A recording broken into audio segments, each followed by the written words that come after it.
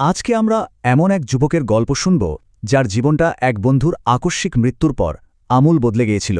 চলুন তার মুখ থেকেই শোনা যাক সেই হৃদয়বিদারক কিন্তু রূপান্তরের গল্পটি। তো গল্পের প্রথম অংশে আমরা দেখব এই দুই বন্ধুর জীবনটা ঠিক কেমন ছিল, মানে সেই মর্মান্তিক ঘটনাটা ঘটার আগে তারা কিভাবে দিন কাটাত। একদিকে দেখুন গল্পের কথক আর তার বন্ধুরা, তারা তখন খেলাধুলা, হইহুল্লোড় এসব নিয়েই মেতে থাকত। আর অন্যদিকে তাদের আশেপাশেই এমন কিছু মানুষ ছিল যারা কিন্তু ঠিকই নিয়মিত নামাজ পড়ত। মানে দুইটা ভিন্ন জগতের ছবি, তাই না? কিন্তু ঘটনাটা শুধু এখানেই শেষ না। তারা নামাজ তো পড়তই না, উল্টো যারা নামাজ পড়ত তাদের নিয়ে ঠাট্টা তামাশা করত। ভাবা যায়, মানে তাদের বিশ্বাসের প্রতি উদাসীনতাটা ঠিক কোন পর্যায়ে ছিল। আর ঠিক এইখান থেকেই গল্পটা এমন একটা মোড় নেয় যা সব কিছু উলটপালট করে দেয়। একটা আকস্মিক ঘটনা। তো এক রাতে খুব আনন্দ ফুর্তি করে গল্পের কথক বাড়ি ফিরে ঘুমিয়ে পড়ল। সে কিন্তু তখনও ঘুণাক্ষরেও টের পায়নি যে একটু পরেই তার জীবনটা চিরদিনের মতো বদলে যেতে চলেছে। গভীর ঘুমের মধ্যেই হঠাৎ তার ভাই তাকে সজোরে ধাক্কা দিয়ে জাগিয়ে তোলে, আর এই হঠাৎ করে জেগে ওঠাটাই ছিল একটা বড় ঝড়ের পূর্বাভাস।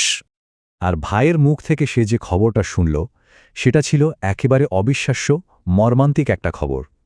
তার বন্ধু আর নেই। এই একটা কথাই যেন সবকিছু থামিয়ে দিল। প্রথমে তো সে কিছুতেই বিশ্বাস করতে পারছিল না। তার মনে হচ্ছিল এটা কোনো বাজে মজাক ছাড়া আর কিছুই না। আরে মাত্র কয়েক ঘন্টা আগেও তোরা একসাথেই ছিল। এই অবিশ্বাসটাই ছিল তার প্রথম প্রতিক্রিয়া।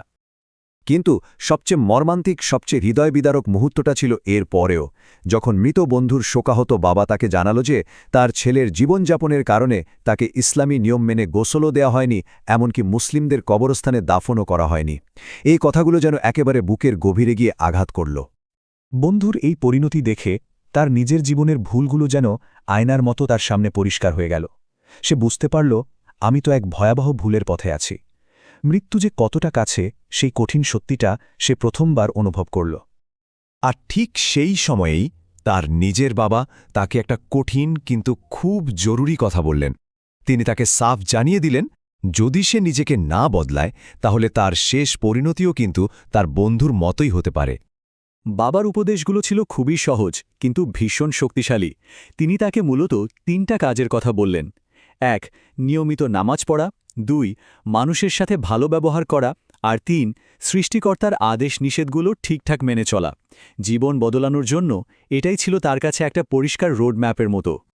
আর এই উপদেশগুলো শুধু বাইরে থেকে পাল্টানোর জন্য ছিল না। তার বাবা তাকে জীবনের আরও গভীর কিছু অর্থ বুঝিয়ে দিলেন। যেমন এই দুনিয়ার জীবনটা কতটা ক্ষণস্থায়ী, মৃত্যুর পরে যে এক অনন্ত যাত্রা শুরু হবে, আর সেই পথে যে কত কঠিন পরীক্ষা আছে, আর যারা ভুল পথে চলে তাদের জন্য যে কি ভয়াবহ পরিণতি অপেক্ষা করছে। বন্ধুর মৃত্যুতে মনটা যখন শোকে একেবারে পাথর হয়ে আছে, ঠিক সেই সময়ে বাবার কথাগুলো তার বুকে গিয়ে বিঁধল। শোক আর জ্ঞান এই দুটো মিলে তার উপর এক ভীষণ শক্তিশালী প্রভাব ফেলল। তার নিজের ভেতর থেকেই যেন একটা গভীর আফসোস বেরিয়ে এলো। সে ভাবতে লাগল, জীবনের এতটা সময় চলে গেল, কিন্তু পরকালের জন্য তো কিছুই জমাতে পারলাম না। আর এই উপলব্ধিটাই তাকে আমূল বদলে দিল। সেই দিন থেকেই সে মসজিদে যাওয়া শুরু করল, আর প্রতিজ্ঞা করল যে বাকি জীবনটা সে সঠিক পথেই চলবে। বলা যায় এখান থেকেই তার নতুন এক জীবনের শুরু হল। এবার এই ব্যক্তিগত গল্প থেকে একটু বেরিয়ে আসা যাক। দেখা যাক এই ঘটনাটা আজকের যুব সমাজের জন্য আরও বড় কোনো বার্তা দেয় কিনা। গল্পটা শুনলে মনে হয় এটা আজকের অনেক তরুণের জীবনেরই একটা ছবি।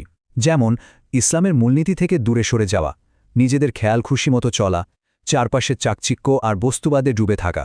আর মসজিদ থেকে তো তারা অনেকটাই দূরে।